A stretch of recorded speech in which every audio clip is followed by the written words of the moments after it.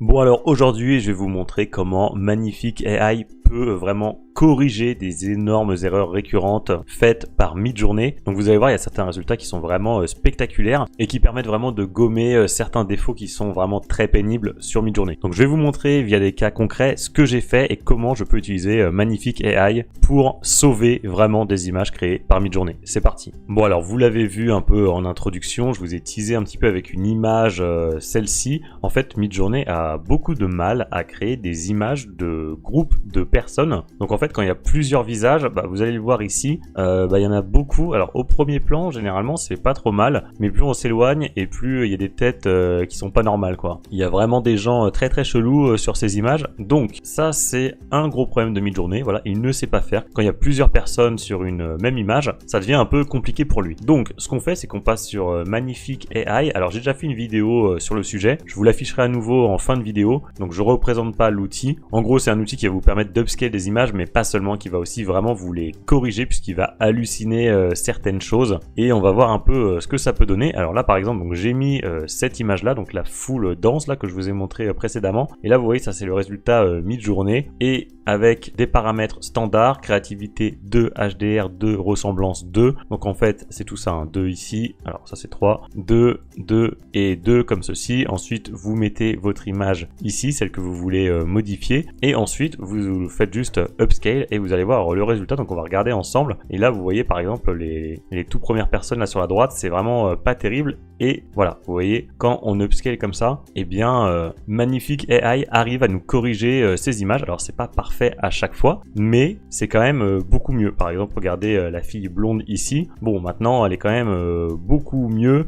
Idem pour ce personnage là, et on peut continuer comme ça, et vous voyez qu'il y a quand même une vraie correction. Lui là, regardez bien son visage, et voilà, je vous remonte la différence. Voilà, là franchement il a une drôle de tête celui-là, et après upscale, bon évidemment c'est beaucoup plus exploitable. Je parle même pas de lui derrière là, d'ailleurs je viens de le voir également, regardez sa tête, voilà, et idem pour cette personne là. Bref, je crois que vous avez compris le truc, donc je vais vous montrer la suite. C'est quand même assez impressionnant. Alors il a parfois la fâcheuse tendance à transformer les femmes en hommes, mais bon avec quelques réglages j'imagine qu'on doit pouvoir corriger ça. Mais on est passé déjà d'une image qui était totalement inexploitable à quelque chose de beaucoup mieux. Alors j'ai fait un autre test, je peux vous le montrer ici. Voilà, on va regarder là, on va voir un peu les deux personnages ici par exemple. Voilà le résultat, franchement ça n'a rien à voir. Regardez lui là, le mec derrière là, ça n'a rien à voir. Là c'est beaucoup mieux, c'est totalement réaliste. Donc ça c'est assez impressionnant, et c'est vrai que du coup Magnifique AI peut totalement corriger ce genre d'image. Alors là même celle-là là, qui était totalement ratée au milieu,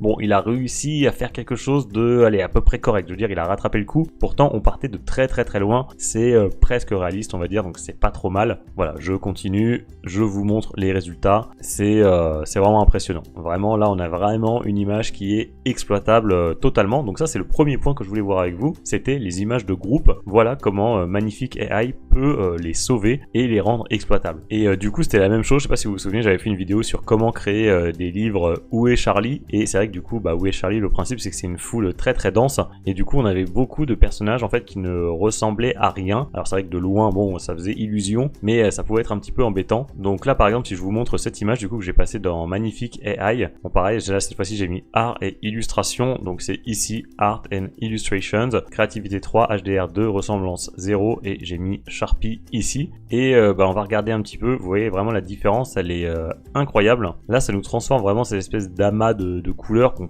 pouvait deviner que ce soit des personnes, mais là Magnifique AI arrive à nous les rendre vraiment réalistes. Vous voyez bien ici, c'est pas très clair, on comprend que c'est des personnages, mais après le passage de l'outil, voilà, c'est quand même beaucoup mieux. Donc ça rejoint le point précédent des foules denses que Midjourney n'arrive pas à faire, mais qu'on peut récupérer maintenant avec cet outil. Idem ici, voilà, je vais vous montrer, il arrive à terminer les personnages. Tous ne sont pas parfaits, mais on partait vraiment de très très loin. Très content d'avoir découvert ça. Autre point que je voulais voir avec vous, c'était par exemple si vous faites des montages. Peut-être que vous vous souvenez de cette vidéo que j'avais faite sur comment créer un livre pour enfants, où parfois en fait j'avais fait de l'incrustation, c'est-à-dire qu'en fait j'avais créé le décor derrière, donc la maison avec le jardin, et ensuite j'avais découpé les personnages que j'avais intégrés directement dans la scène. Donc là c'était pas trop mal, mais parfois effectivement ça peut sembler un petit peu fake. On peut voir que c'est du collage. Donc si vous prenez ces images là et que vous les passez, par exemple celle-là aussi, et que vous les passez dans Magnifique AI ou autre outil du genre, eh bien vous allez avoir une uniformisation du style, et donc on n'aura plus cet effet collage. Alors je vais vous montrer le résultat, franchement c'est assez impressionnant. Voilà, donc ça c'est l'image de base que je viens de vous montrer, et donc là j'ai mis quoi, arrêt illustration aussi,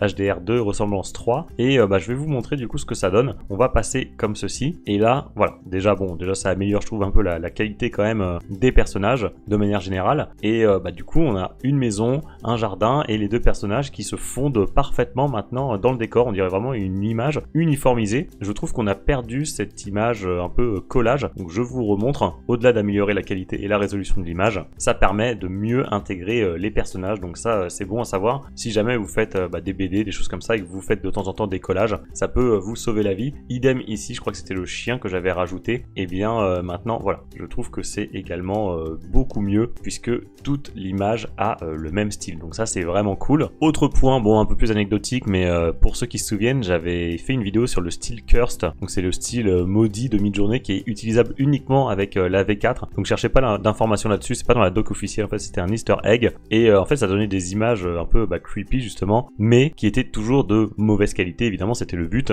et si vous passez ces images sur Magnifique AI, ça peut vous donner des trucs sympas, je vais vous montrer. Par exemple pour celle-là que je viens de vous montrer, en plus ce qui est cool avec Magnifique AI, c'est que dans Optimized for, vous avez Science Fiction and Horror, donc ça correspond plutôt bien, et là donc ça c'est l'image de Midjourney, et voilà en remixé on va dire, donc ça fait un peu flipper, c'est un petit peu bizarre, mais voilà, si jamais vous utilisiez ce mode, je pense pas que vous l'utilisiez beaucoup, mais bon au cas où, voilà, moi j'avais envie de le tester, en tout cas je trouvais ça marrant, et j'ai aussi fait avec cette image là, et en fait là j'ai mis directement la grille de 4, donc en fait pourquoi pas, bonne technique, ça permet d'avoir immédiatement un rendu de 4 images plutôt que de le faire une par une, donc ça peut vous faire économiser des crédits. Donc ça c'est l'image de base, et ensuite voilà, Magnifique AI invente un petit peu la suite, et les images sont toujours un petit peu étranges, même si là il a un petit peu halluciné ici, et au niveau des mains aussi c'est parti un petit peu en live, mais c'est impressionnant de voir que à partir de cette image là qui ne ressemblait à rien, le mec il avait pas de visage, il m'a inventé justement un visage assez réaliste, donc toujours aussi impressionnant cet outil évidemment. Et enfin le dernier point que je voulais voir avec vous, et finalement c'est peut-être le plus important, c'est par rapport au visage.